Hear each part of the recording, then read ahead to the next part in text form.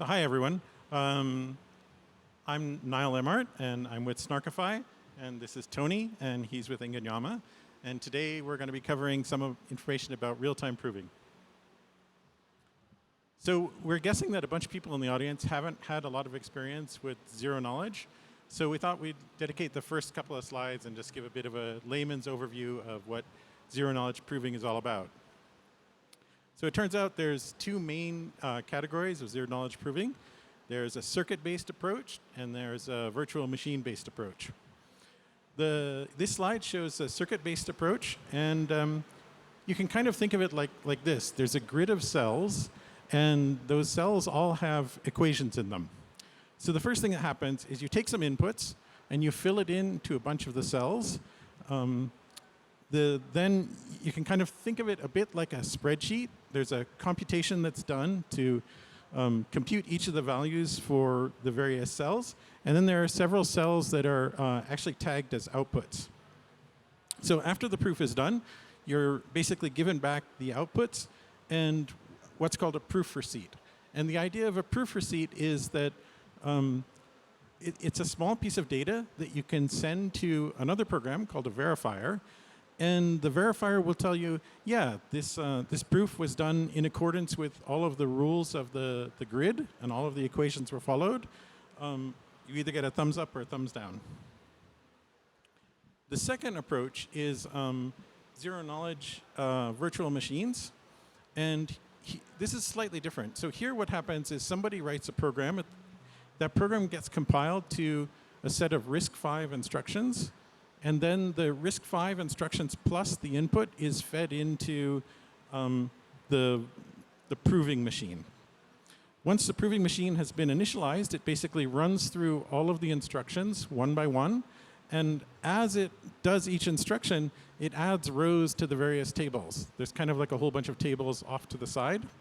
And finally, when the virtual machine finishes, then the proving system goes on to prove each one of those tables. And just like before, you get the output from the program plus, excuse me, plus a proof receipt. And the proof receipt, if it checks out, it tells you that all of the steps in your program were followed exactly correct. But there's one subtlety here. You can have a bug in your program, right? So let's say your program wants to compute pi to 10 digits. The bug might cause your program to compute pi to 20 digits, or sorry, 2 times pi. And you'll still get a valid proof receipt. It's just proving that the bugs were run correctly.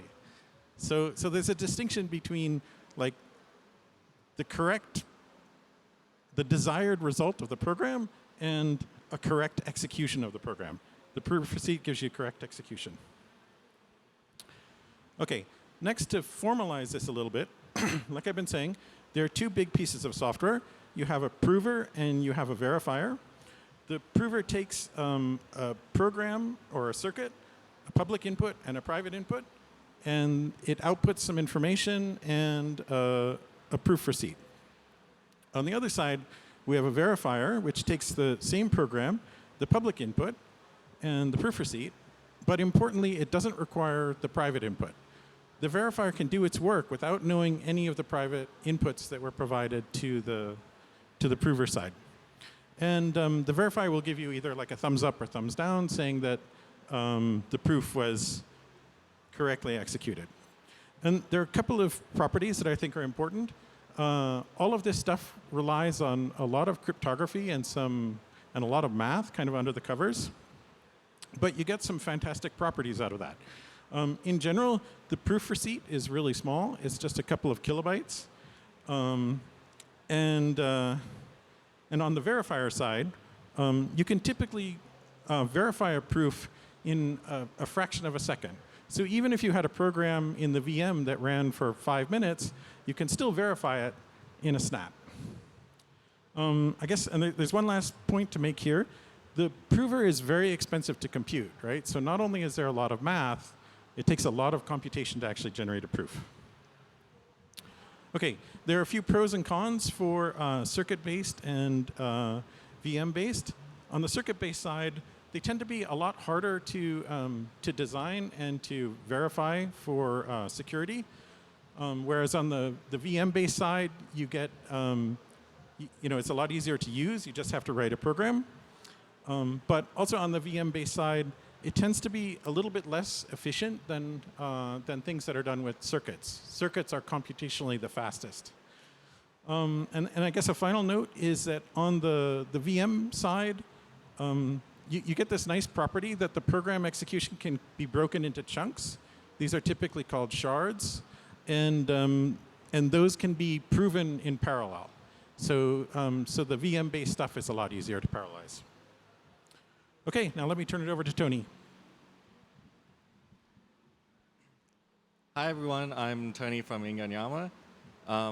So just to continue on with the talk, so there are three broad categories of engineering in ZK. First, we have the proof system design aspect, and this is where the cryptographers and mathematicians come into play. They're responsible for creating like the fundamental protocols and making sure that the mathematical proofs, the zero-knowledge aspects are secure and trustworthy. There are many, many, many protocols out there. The second category is the application developers, and they kind of take these proof systems and actually build some useful applications on top of that to fill some role. And then there are like the proof system optimization and implementation aspect, where optimizers like me and Niall come in and implement the proof systems and protocols for specific hardware and hyper-optimize them for performance. Yeah, and this is what we do. So in the ZK space, it's all based on a whole bunch of math from a bunch of different branches of mathematics, like group theory, linear algebra, number theory, and involving objects like polynomials over finite fields and elliptic curves over finite fields. And some of the important algorithms that we use very commonly is these things called number theoretic transforms, NDTs, multiscalar multiplication, MSMs. There are other algorithms as well, as like fast read Solomon IOP, FRI, and SumCheck. But the point is that it's really complicated, and these algorithms are quite expensive to compute. And 1 or 2 years back, this all ran on CPUs, and it could take tens of minutes to generate a medium-sized proof. And this is way too long to be considered real time. So here we are in 2025, and if we were still using CPUs for proving, we'd still be not real time. So we need to accelerate the computation with some extra hardware, and these we call accelerators.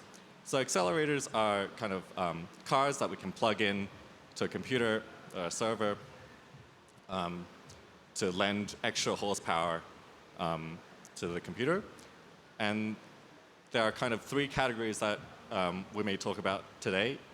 One is GPUs, which are essentially, think a really, really, if a CPU was had only a few cores that were very fast cores, then a GPU would be a device with many, many, many cores, but each core is sort of slower. So it's great for parallel computation. Another accelerator is FPGAs. So instead of thinking of these things as having cores, we kind of think of these as kind of a blank slate where you get a hardware designer can design custom hardware for their specific problem, like think custom instructions, custom arithmetic. And finally, we have ASICs, which are actually hardened, manufactured chips that are specialized for a particular problem. So one of the things we wanted to talk about today is the ZPrize competition, which is a competition that was started to it was a competition started to promote the acceleration of zero-knowledge proofs. And last year, the problem was to construct a Plunk-style ZK proof of sort of a medium-sized circuit. And the actual problem was to generate an end-to-end proof of a Merkle tree using the Poseidon hash and on the BLS12381 field. Basically, we had to run a batch of 4 proofs and we used 2 different accelerators, the NVIDIA A6000 and an AMD U250 FPGA. For the ZPrize, we won our GPU submission won the first place. However, there was insufficient time for us to complete the full FPGA implementation. However, we will show some numbers in our presentation. So in terms of the performance breakdown, our GPU solution achieved 0.5 seconds for a medium-sized proof. Remember, we said that CPUs for this type of problem took tens of minutes. And our FPGA solution took 5.65 seconds, which is still much, much faster than a CPU. And here we can see the breakdown of different operations in the proof. So 2024, last year, was a great year for end-to-end proving on accelerators. And we showed this with our ZPrize submission, achieving sub-1 second proving on the GPU, and which translates to a really, really low cost per proof, 0.01 cents per proof. I'll hand it back to Niall now for the rest. Okay. So now let's talk about what's next for 2025. So last year, Justin Drake, he introduced this idea of beam chain. So the main thought here is that what we can do is ZKify or snarkify the consensus layer of Ethereum. So the idea that every time an Ethereum block goes out, a bunch of people would generate snark proofs for the whole Ethereum block, and those blocks could be committed back to the chain, and that would allow much faster validation of the block because, like we were saying, you can check a ZK proof in a fraction of a second rather than having to work your way all the way through the block. So the state of the art today, like right now, is that it takes approximately 600 million RISC-V instructions to prove a block that's almost full. And the current costs for that runs to about 6 cents per block proof.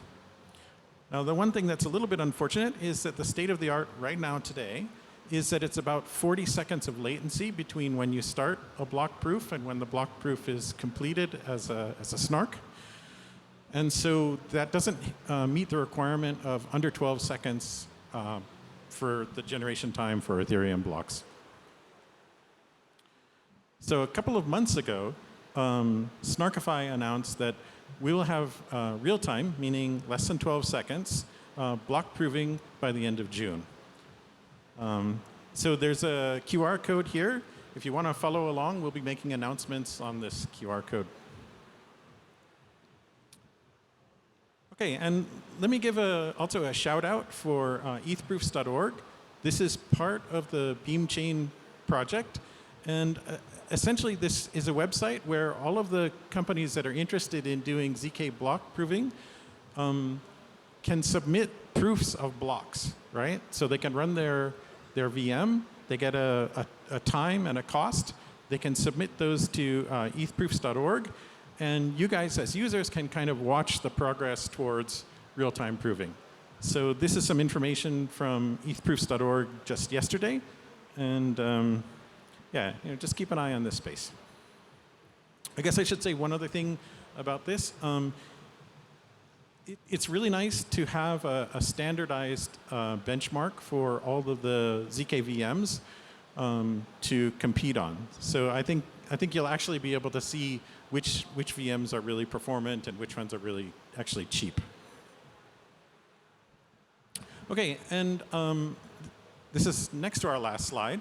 If there's one thing you take away from this talk, I hope it's this. Real-time proving of medium-sized circuits is really dirt cheap, and it's widely available today. As an example, Inganyama makes a library called Icicle, and you could use Icicle today to build this kind of real-time proof for, like I said, medium-sized circuits. On the ZK VM side, proving of large circuits and large blocks, I guess large programs, is already really cheap. It's like 6 cents for a big program with a lot of computation. And in the near future, in 2025, it will be broadly available as a real-time solution.